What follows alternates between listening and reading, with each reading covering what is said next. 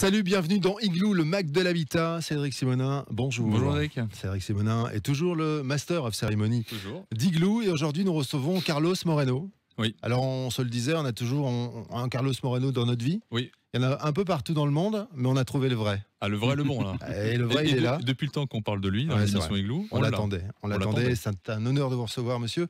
Vous êtes né en Colombie en 1959. Vous êtes arrivé en France à l'âge de 20 ans. Aujourd'hui, vous êtes professeur des universités, expert international de la Smart City humaine, expert ville, territoire de demain et chevalier de l'ordre de la Légion d'honneur, dont vous êtes très très fier. Un parcours exceptionnel. Vous dites que c'est votre chemin. Vous êtes un humaniste, un passionné, un visionnaire, créateur du concept mondialement reconnu de la ville du quart d'heure. Nous vous proposons aujourd'hui une petite émission, même une grande émission. Une émission spéciale. Faites comme si vous étiez chez vous. C'était une émission spéciale. Effectivement, pour parler des solutions pour relever le triple défi économique, écologique et social de la ville de demain. Dans le cadre de cette émission, donc, nous nous interrogerons sur nos rapports à nos espaces de vie et au temps utile, Cédric Simonin. Oui, et je vais commencer par montrer le livre de Carlos Moreno. Ouais. Hein, ça fait une émission un peu littéraire, mais j'espère qu'on le voit bien. Et de ce livre qui s'appelle Droit de cité, vous donnez votre vision d'une ville polycentrique dans laquelle les 6 fonctions essentielles, c'est-à-dire habiter, travailler, s'approvisionner, se soigner, s'éduquer, s'épanouir, doivent être accessibles dans un périmètre de 15 minutes. Alors avant de rentrer dans le détail et pour donner un peu plus d'explications par rapport à cette ville du quart d'heure, on vous appelle souvent le pape ou le gourou de la Smart City. Vous assumez ? Oui, on m'appelle comme ça, pape ou gourou, quoique, voilà, il y a peut-être le Dalai Lama, peut-être. Vous êtes en concurrence alors avec le parce Dalai qu'il y Lama. a la concurrence dans le domaine. Hein. Oui. Mais en fait, tout ce qui m'intéresse, c'est porter une vision, me battre pour mes idées. J'ai des convictions fortes. M'appuie donc sur mes travaux scientifiques. Et vous savez, il y a des moments où on a une grande solitude quand on veut faire de la disruption, quand on veut poser des idées nouvelles. Hein. Et cette grande solitude, comme tous les chercheurs, je les ai vécues aussi. Hein. Et donc ensuite, il y a un moment où les idées commencent à perfuser et ça devient intéressant. Il y a un moment où ça crève le plafond de verre, comme on dit, et comme ça se passe maintenant avec ces concepts de la ville des quarts d'heure, et ça devient mondial, voilà. Donc c'est tout simplement mon travail, voilà, que je mène avec patience, avec persévérance, avec une équipe aussi, voilà. Un travail qui a beaucoup évolué grâce à la loi Allègre, si je ne me trompe pas, parce que depuis, vous avez pu créer une société et donc collaborer et contribuer à beaucoup de projets. Oui, parce que je fais partie... la loi Allègre qui autorisait les chercheurs à créer une entreprise. Exact, en 1981. Ça s'appelle la loi de l'innovation. Et c'est vrai que je fais partie d'une catégorie des chercheurs... Maintenant, c'est plus courant. Chez les anglo-saxons, ça existe depuis longtemps, mais en France, on était appelés des chercheurs atypiques. C'est-à-dire que, me concernant, j'ai toujours eu la passion, effectivement, de dépousser les frontières, hein, dans tous les sens physiques et figurés, hein, mais également de mettre à l'épreuve les idées. Et la meilleure manière de les mettre à l'épreuve, c'est essayer de transformer nos vies quotidiennes d'une manière ou d'une autre. Et pour ça, on ne peut pas les faire strictement avec des publications scientifiques, des revues qui sont parfois difficiles à lire, réservées pour un petit groupe, ce qu'on appelle les pairs, donc nos confrères qui nous jugent, qui nous donnent des points, etc. C'est agréable et sympathique. Mais si on veut vraiment changer les choses, il faut aller sur le terrain.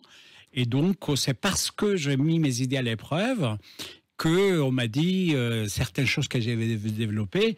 Et donc, à la fin des années 90, les présidents d'université m'ont dit « Carlos, ton truc intéresse beaucoup de monde.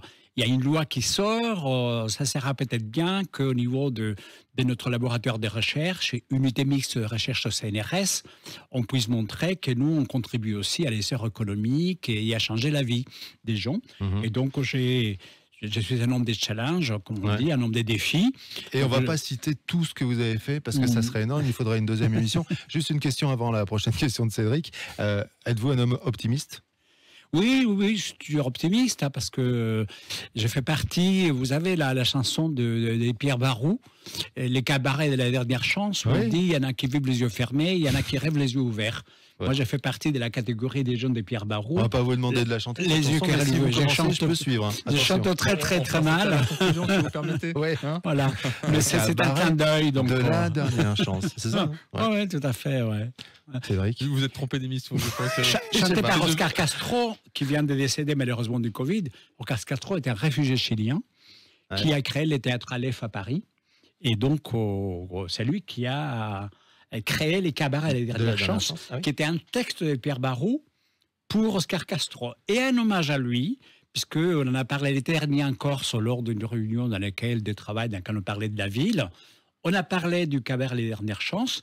Et en rentrant, parce que j'ai écrit mon livre en Corse l'année dernière, vous verrez que le chapitre 4, je l'ai changé entièrement pour rendre hommage à Pierre Barou. Ah ben, Et au cabaret Les Dernières Chances, c'est le début du chapitre 4. Pierre Barou, c'est aussi les films de Lelouch. Bien C'est sûr. magnifique. Et, Enfin, et voilà. je vais vous couper.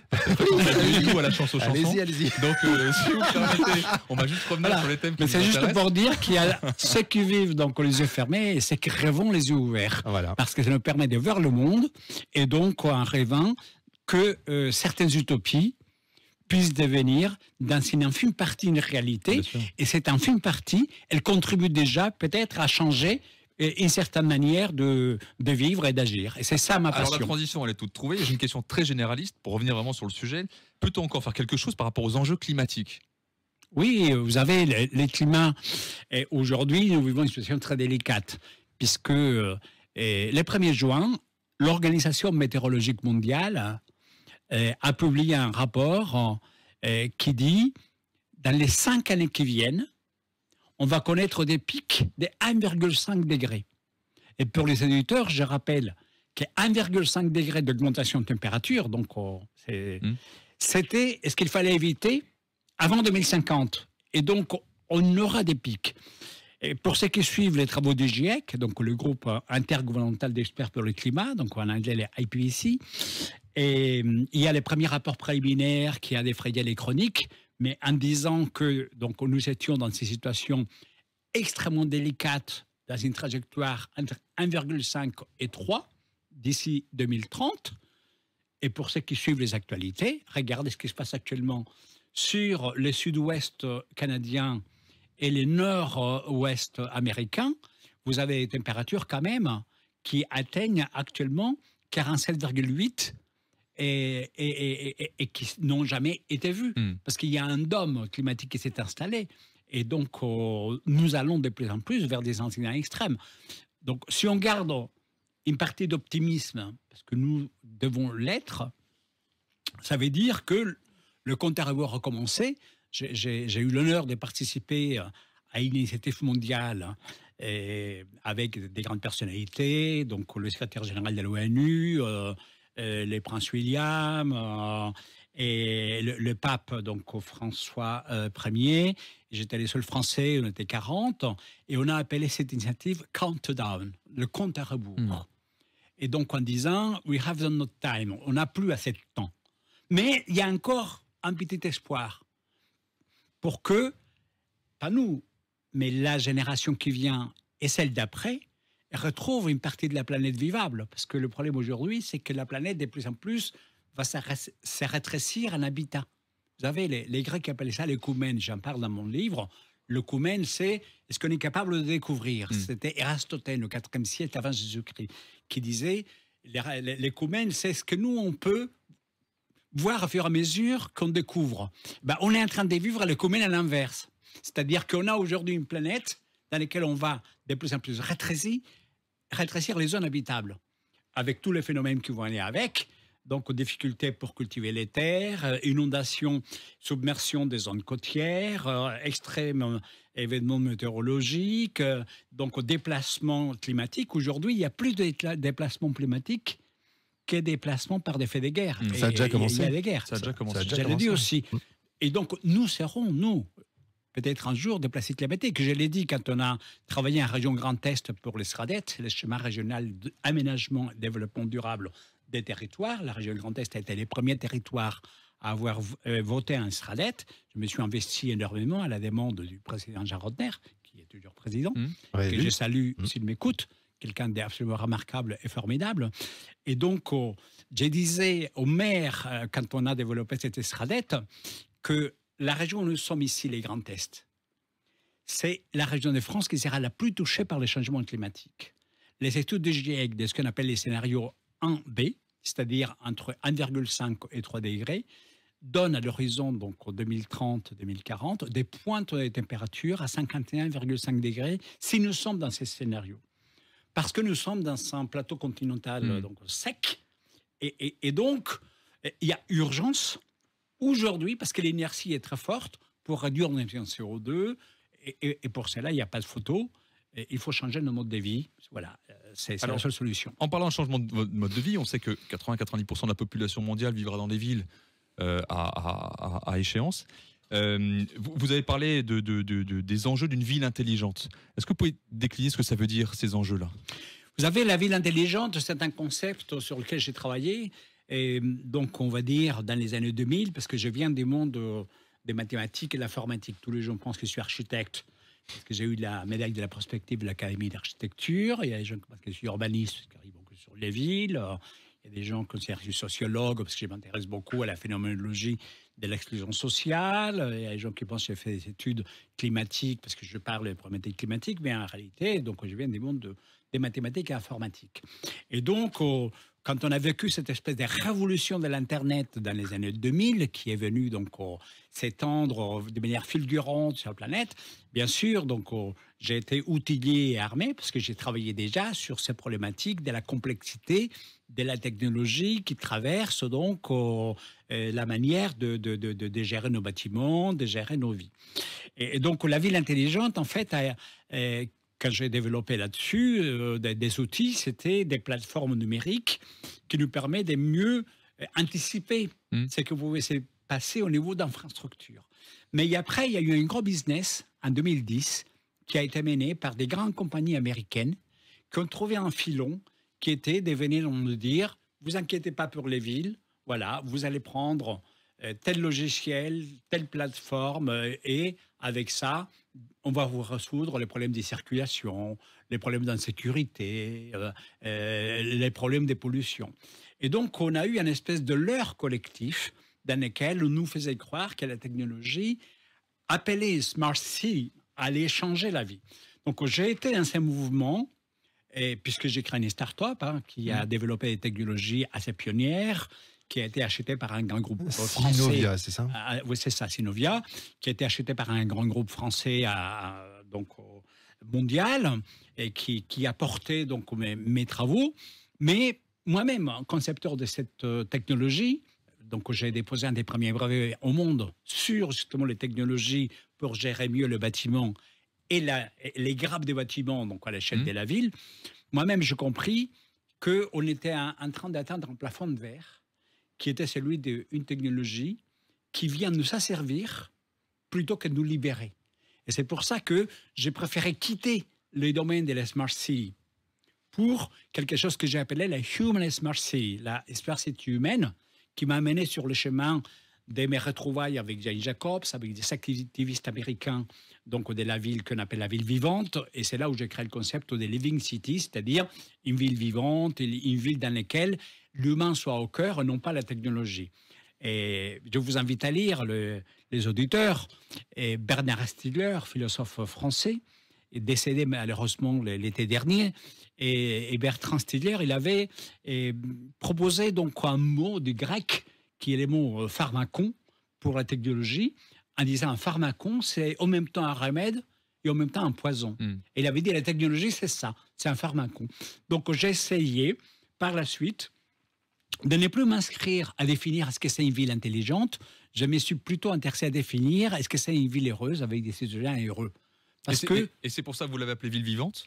Oui, c'est ça. Et vous l'avez décliné en disant elle est à la fois incomplète, imparfaite et impermanente. Oui, exactement, parce que Jane Jacobs, j'invite aussi à lire Jane Jacobs, c'était une activiste américaine dans les années 60, elle était d'origine canadienne, Et il a été vraiment cette figure qui a été engagée pour développer et donc l'inclusion sociale, la mixité sociale, la ville compacte, pour que la ville ne soit pas en proie à la minéralité, aux voitures, au diesel, au plastique, au caoutchouc. Vous savez, la ville s'est bâtie par 3 éléments qui étaient les bétons, donc les caoutchoucs dans tous ces formes-là et l'essence. Hein. Donc, puisque c'est comme ça que les villes ont été construites, on a bétonné, on a bitumé et on a mis des voitures dedans pour que les gens se déplacent, puisqu'on a créé des temporalités donc, pour que les gens puissent arriver d'un point à l'autre, donc en conduisant, parce que c'était un signe de pouvoir. Mais en réalité, on a perdu des vues que la ville, depuis 4000 ans, donc on peut remonter en Mésopotamie, Ur, la première ville. Je commence mon livre en décrivant tous ces vallées dans lesquelles les gens se mettaient, parce que la ville a toujours été associée d'abord à des groupements pas loin de l'endroit où il y avait des lots, donc ce qu'on appelle des vallées, parce que ça faisait partie de la vie. Et donc la ville a été avant tout un lieu vivant.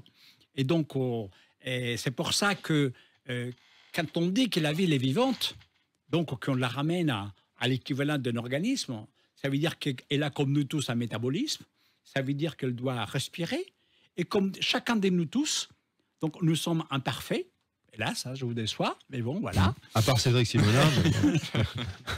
Voilà. Nous sommes incomplets, on est toujours en développement, voilà, et on est fragile, on appelle ça l'impermanence dans la philosophie orientale bouddhiste, voilà, on appelle ça l'impermanence. Ça veut dire qu'on est là et on peut ne pas être là. Je l'ai dit souvent, il n'y a rien suffit pour dérégler une ville. Je l'ai dit depuis 10 ans. Vous regardez, à moins que rien, c'est-à-dire 130 nanomètres. C'est la taille du virus SARS-CoV-2 qui a généré la pandémie mondiale de Covid-19. 130 nanomètres. Vous savez qu'un nanomètre, c'est un cheveu posé sur la Terre et vu de la Lune. Hein. Donc, pour donner un peu la taille de ce qu'elle représente. Donc, voilà. 130 nanomètres a mis la planète en échec, l'économie mondiale par terre, et les villes ont dû s'apaiser et se calmer. Donc, l'imperfection, l'incomplétude et la fragilité propre au vivant s'appliquent à la ville. Et c'est pour ça que moi, je trouve que les gens qui hurlent en permanence, disent « Ah ouais, dans ma ville, il y a tel truc qui n'a pas été réparé », ils prennent des photos, ils disent, mais c'est toujours dans toutes les villes, partout dans le monde. Et il y a des choses qui ne sont pas finies, des choses qui doivent évoluer. Ouais. On livre aujourd'hui quelque chose qui demain sera périmé, parce que voilà, on passe. Alors justement, vous avez parlé de gouvernance. Quelle est la part de responsabilité des pouvoirs publics, ou plus peut-être pouvoir politique plutôt? Plutôt politique. Pas la même chose. Non, politique. Il y a le pouvoir public qui effectivement exerce, dans un certain cadre formel, réglementaire. Et ensuite, il y a les pouvoirs politiques. Vous savez, moi j'essaye également dans mon livre moi je suis passionné des mots, j'adore les mots, j'adore écrire. Et donc les racines des mots sont très importantes. Parce que parfois on les oublie. Et donc police, en fait, c'est pour ça que j'ai appelé mon livre droit de cité, parce que c'est les mêmes mots. Cité, c'est en latin, et police, c'est en grec. Mais police, et je cite donc Aristote dans mon début de texte, parce que Aristote il disait les communautés des hommes et des femmes qui s'agroupent sont des animaux politiques. Donc, puisque les animaux politiques, c'est ça qui est différent, c'est-à-dire, on le dit dans l'extrait que j'ai mis, et c'est ça qui nous différence des abeilles, c'est ça qui nous différence des moutons, c'est ça qui nous différence des ânes. Hein. Et parce que nous avons donc cette capacité en tant qu'hommes politiques, animaux politiques, de partager un territoire et de fixer des règles communes qui représentent la base qu'on doit respecter. À l'époque, il y avait l'esclavagisme, il y avait ceci ou cela, voilà. Mais il y avait aussi la démocratie et les droits de parler. Donc, il faut retourner à la source des pouvoirs politiques, qui est le pouvoir de définir un certain nombre de règles, explicites ou implicites, formelles ou tout simplement informelles, ou des accords tacites, qui permettent de réguler, de gérer la manière comme des hommes et des femmes partagent un espace vital qui est un territoire et dans lequel donc ils ont décidé de l'aménager ensemble, voilà. Et donc le pouvoir politique, c'est le pouvoir donc de choses partagées. C'est le pouvoir de lois partagées. C'est le pouvoir donc de lieux dans lesquels on peut générer une manière de vivre qui doit nous amener à ce que j'appelle donc les droits de cité, les droits de police, c'est-à-dire les droits de pouvoir bénéficier de ce qu'on appelle les communs. C'est-à-dire les communs, c'est tout ce qui est par rapport à un certain nombre de règles permet de définir ce que nous partageons tous et qui ne doit pas être au bénéfice de certains ou tout simplement être inaccessible parce que des lois de marché qui sont venues nous imposer de manière spéculative nous en privent. L'air, l'eau, le sol. Carlos Moreno, quand je vous écoute, je me dis que la planète est en danger, on l'a bien compris, mais que notre démocratie aussi est en danger. Vous avez tout à fait raison. Et c'est peut-être d'ailleurs la base. Si on répare la démocratie qui est en train d'être cassée, est-ce qu'on aura plus de chances de sauver la planète? Vous avez tout à fait raison, parce que la démocratie, elle souffre. Donc, la démocratie, c'est un héritage grec également, donc Athènes, avec toute cette expression publique, rappelons-le, ça part de là. Donc, l'agora, donc, qui était les moyens d'expression. Justement, par rapport à l'agora, j'aurais pu rajouter le débat aussi. Le débat est en train d'être c'est ma réponse. C'est ça, pardon. C'est que la démocratie n'a pas de lieu d'exister si l'agora n'existe pas. Voilà. Puisque la démocratie, elle s'exprimait au travers l'échange qui était dans l'agora, c'est qui avait le droit de parler, et qui pouvait donc exprimer une pensée, et ensuite elle était soumise à un vote, voilà. Et ça s'est construit comme ça. Donc la première démocratie européenne, en Islande, c'était ça. Donc au bord des fjords, les gens se réunissaient et ils exprimaient une pensée.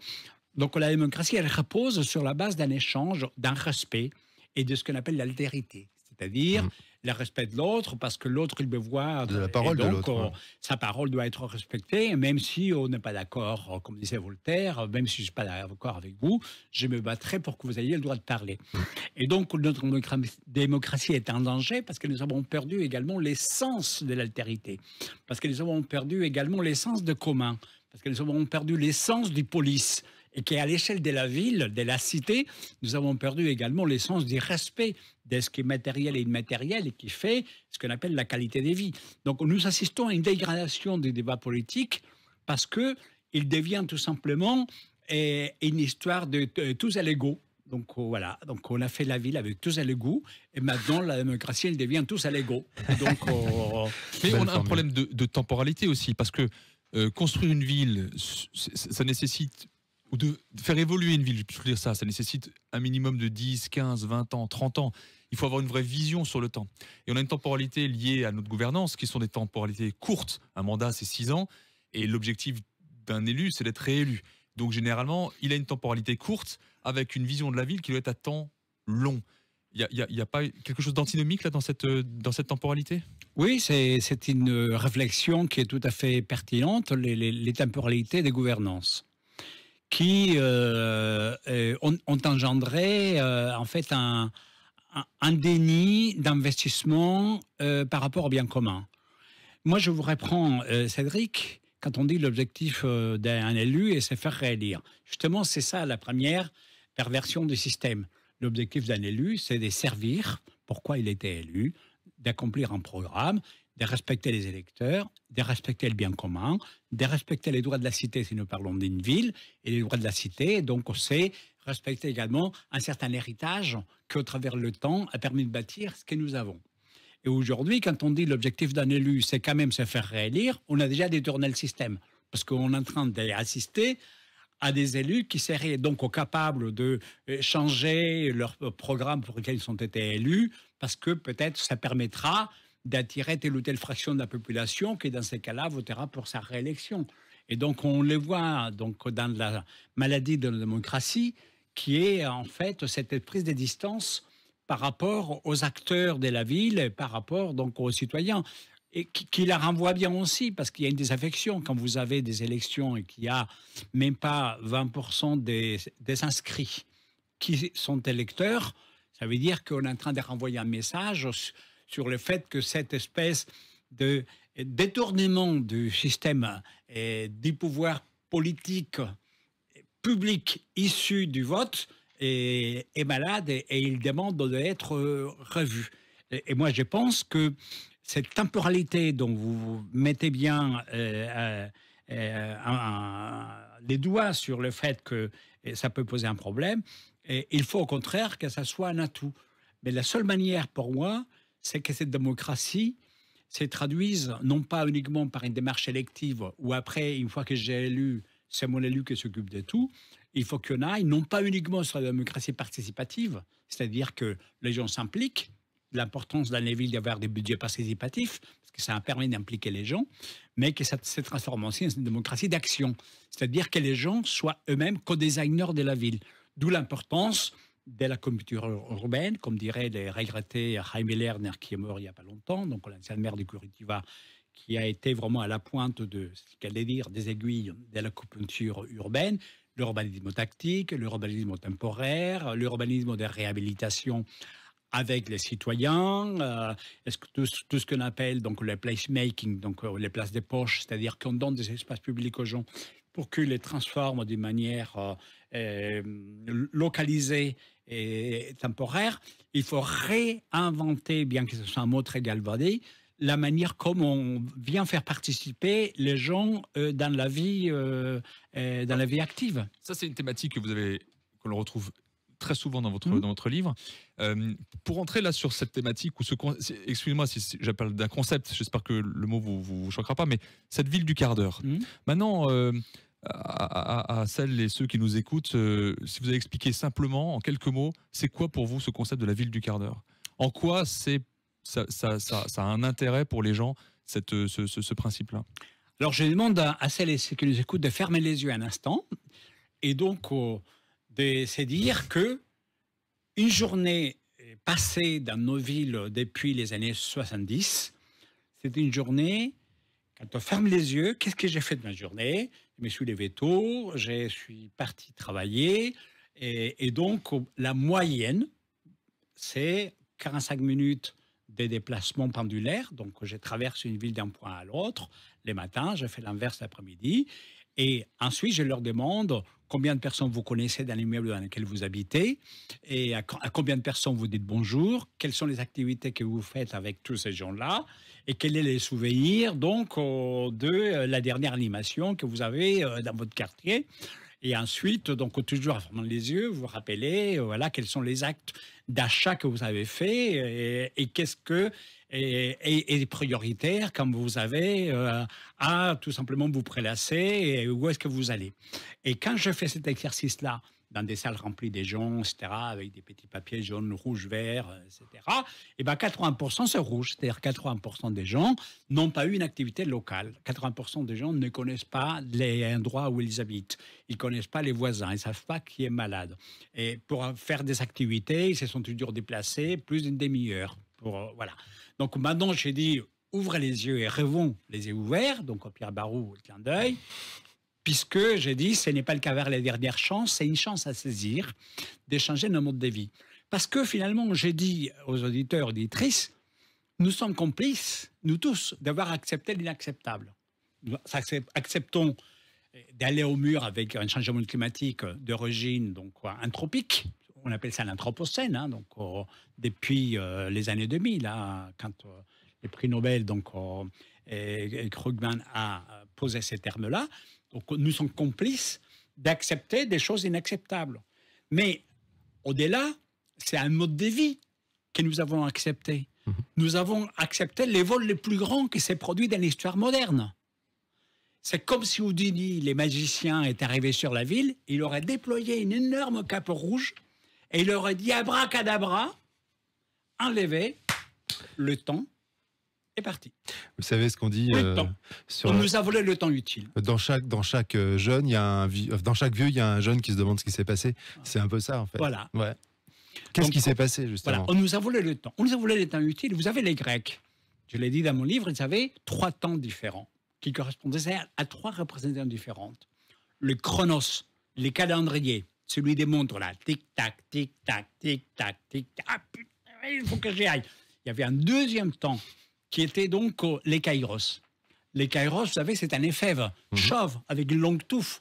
C'est pour ça qu'on dit saisir une opportunité en français. Ouais, c'est ça. Parce que quand on est prêt dans l'acte de création, quand on est prêt à se transcender, à ce moment-là, donc on appelle ça l'acte créatif, les kairos, c'est ça. Et donc on dit saisir l'opportunité parce que ça veut dire que on prend la touffe de cet éphève qui a des ailes et il nous emporte avec lui. Donc la créativité, c'est pour ça qu'on dit saisir une opportunité. Et Ouais, que mais pour saisir le kairos, il faut avoir une conscience qu'on n'a plus. Et qu'on l'a perdu. Et le troisième, c'est l'aïon. Et l'aïon, c'est les temps de la spiritualité, c'est les temps de l'intimité, c'est les temps de la réflexion avec le cosmos, c'est les temps de savoir que nous sommes poussière d'étoiles, que nous sommes infiniment petits, que nous ne valons rien du tout, et que la seule chose qui mérite l'homme avec un grand H, c'est ou se ramener à sa modestie, d'être infiniment petit, ou de disparaître parce qu'il aura bien cherché, puisque la planète n'a pas eu besoin de nous, tandis que nous avons besoin de la planète. Mais on a perdu le temps utile. Donc, Houdini est passé, Kairos disparu, Aion disparu, on est resté avec les chronos, tout le monde avec une montre attachée.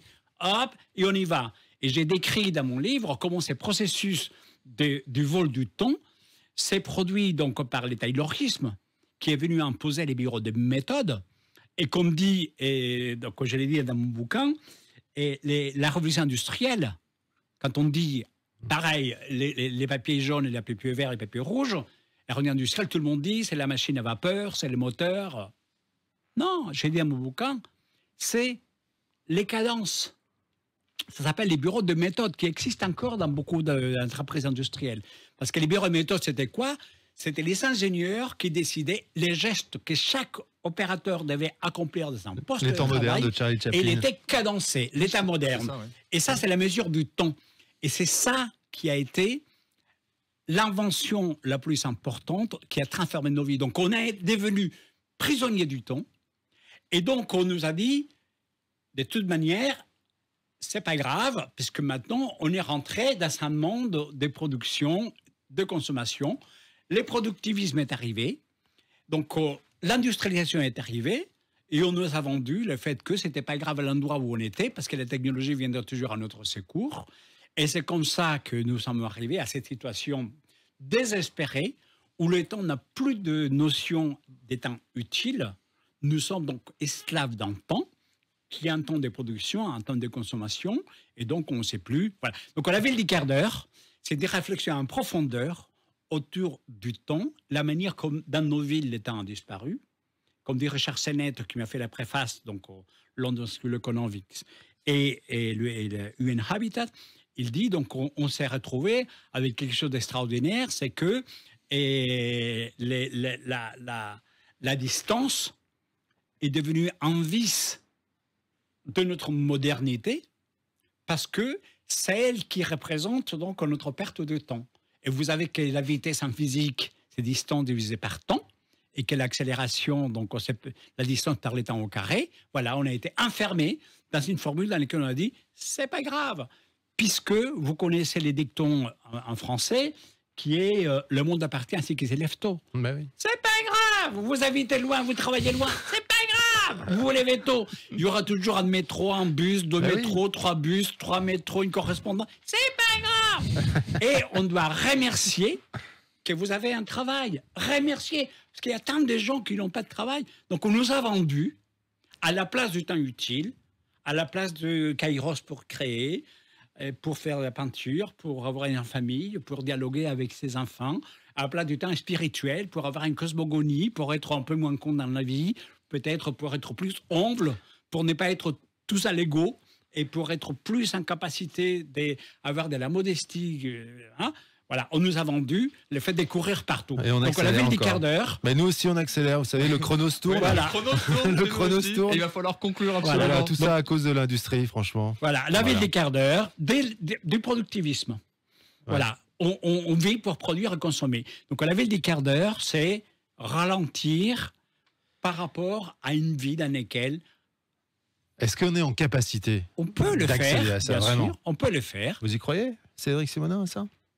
Est-ce que l'être humain aujourd'hui, dans sa vie d'aujourd'hui, de tous les jours, qui a des préoccupations et qui s'en est rajouté, est capable d'entendre ça? Je vous ramène à la question qu'il a posée Cédric tout à l'heure en parlant du pouvoir politique. C'est ça la beauté des pouvoirs politiques. C'est-à-dire, quel est mon droit à la cité? Vous savez, pendant trop longtemps, tous les combats d'un côté ou de l'autre ont été sur les droits à changer les infrastructures urbaines. Plus je fais plus de ça, j'ai fait moins de ça, j'ai fait plus de ceci. En fait, les vrais combats, il n'est pas là. Les vrais combats, c'est les droits à la vie dans la ville. Les droits à la qualité de vie dans la ville. C'est ça les vrais droits de cité. C'est pour ça que j'appelle mon livre droit de cité, donc au droit de police, POLIS.